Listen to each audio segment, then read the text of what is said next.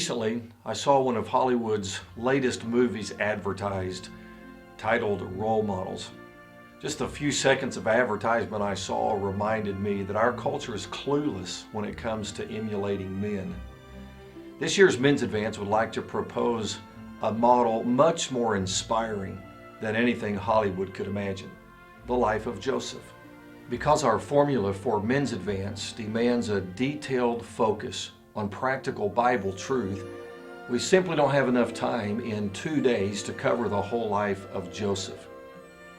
Rather, we're going to choose 3 verses that reveal a spirit and an attitude in him that will propel any man to the next level if they will learn it.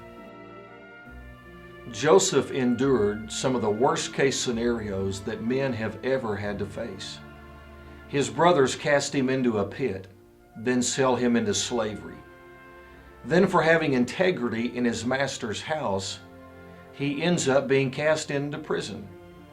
And then, for helping some of his fellow prisoners understand their future better, he ends up sitting in his cell alone and forgotten.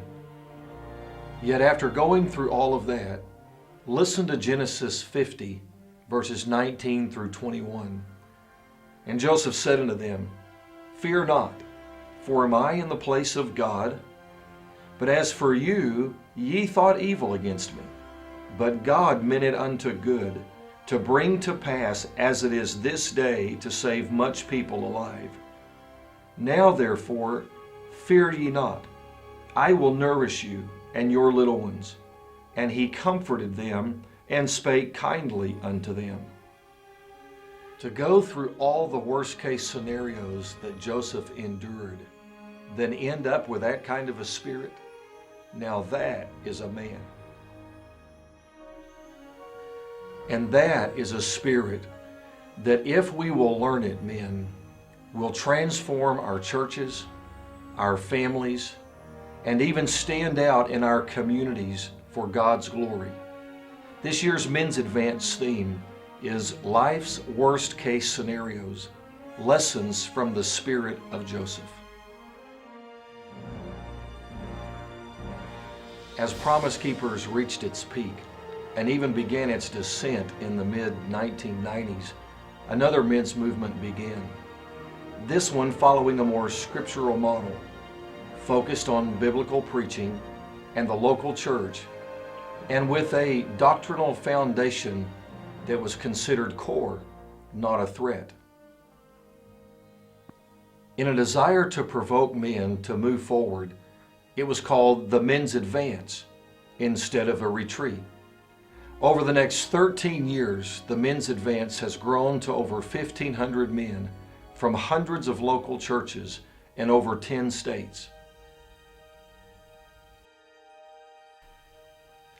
We believe the success of Men's Advance comes from following one basic formula: content drives everything. Once we settle on the basic Bible truth to present at the coming Men's Advance, the preaching points are laid out in detail. From the preaching detail flows every other facet of the Men's Advance. One highlight is the extreme detail given to supporting the points graphically. One year demanded flooding the front lawn with over 300,000 gallons of water to recreate the Normandy invasion. Another involved building over 100 foot of a fort wall out of tall cedars. Runways have been built, as well as the Garden of Gethsemane. Work is underway this year to create a complete walk-through maze depicting key scenes from the life of Joseph. Rumor has it that men will not come to a meeting that is focused first on preaching, but we beg to differ. Preaching is actually the heart of Men's Advance. Even with straight, in-your-face preaching, men will still come to a meeting and hear 6 different messages given in just 20 hours' time. I've heard some rumors that men's meetings based on preaching and congregational singing, men just don't want to do those. They just won't show up for those anymore. If y'all keep coming, you're going to make a convincing argument that the depth of men's meetings with preaching is greatly exaggerated. They're doing just fine. That thing that you think is not big enough to take you under. That's the very thing that if you give it just a little more time and a few more yards, it'll ruin your life. Our staff preaches the 4 sessions due to the need to develop detailed content well in advance, while another guest preacher is always invited to preach whatever God lays on his heart. You know, honey, I'm the head of the house. Here's my credentials. Preacher said so. I got my credentials right here. No, no, no. The truth of the matter is that we have to earn that by the Spirit-filled life. Or maybe you determined, I'm going to start some spiritual habits in my life. I'm going to be reading my Bible. I'm going to get up in the morning and pray. I'm going to lead my family in its devotions. I am going to do right. The guest preacher for 2009 is preaching the men's advance for the first time.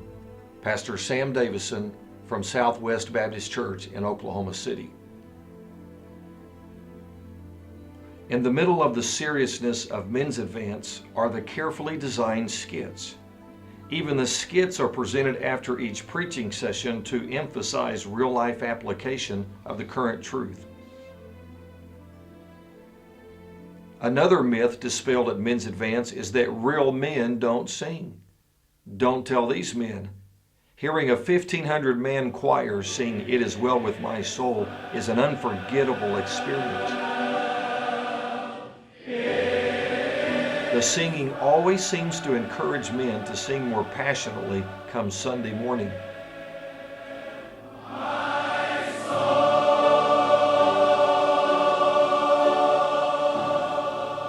Because this is a man's meeting, there has to be food fit for men. 3 full meals are served, including an infamous smoked meat dinner Friday night. Over 1,700 pounds of meat are smoked in huge smokers for days leading to men's advance. Everyone is served in less than 17 minutes, usually with food to spare. Our culture rushes like a tidal wave against men who desire to be godly. Many men end up giving up because they see so few who are willing to swim against the current. But never underestimate the hope and strength that builds inside a man with 1,500 other men. Preaching centered, doctrinally straight, local church based. Would you give the men's advance a chance to make a difference in the men in your local church?